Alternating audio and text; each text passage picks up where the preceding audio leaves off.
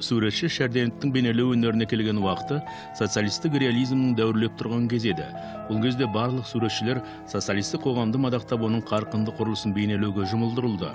Ал Шәрденов болса, шынайы шығармашылықпен айланысты. Жаны қалаған дүниесін кенепке түсіріп, өзінің қабілет қарымын табиғат ғажайыптарын салуға жұмсады. Жылдар өте жүрекке жылылық ұялатқан табиғат көріністері, тау шыңдары, ағылпақ қарға оранған Алматының бақтары мен көшелері бар шығармалардың саны арта түскен. Ол сурет сала жүріп өзінің қайталанбас мәнерін табуға ұмтылды. Оның төгілте жаққан бояу қабатынан мұңғы болған түс гаммасының алуан түрлілігін көріп таңғалатын. Соған қарамастан Шәрденовтің сурет салу мәнері ол кезде үлкен пікір талас тудырып қана қоймай, қатал сынға ұшырады. Его жизнь изменилась с приездом на выставку в музей Костеева американского... Алайда америкалық суретші Ракуэль Кенттің Қастеев мұражайындағы көрмеге келуі суретшінің өміріне үлкен өзгерістер әкелді.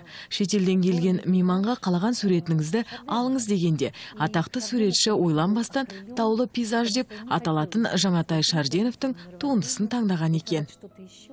И он стал продолжать великолепно рисовать природу.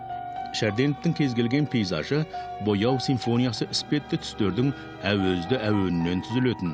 Ол кенеп жазықтығындағы кескіндерге, қалың бояу қабаттары арқылы мол әсерге, бояу нақышына қол жеткізетін.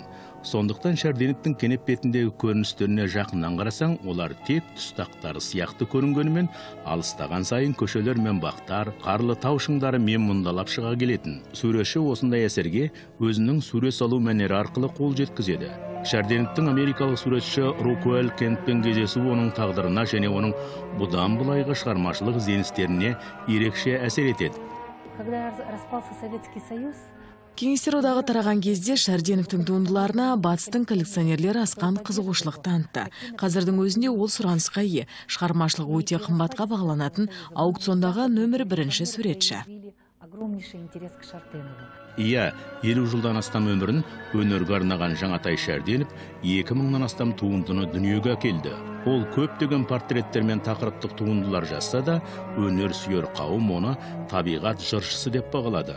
Өйткені оның туындылары тек табиғат аясында дүниеге келетін. Сондықтан ол пейзажда қайталанбас Шәрденов қолданбасын қалыптастырды. Және соны қазақ бейнелеу өнерінің классикалық үлгісі ретінде артына қалдырып кетті.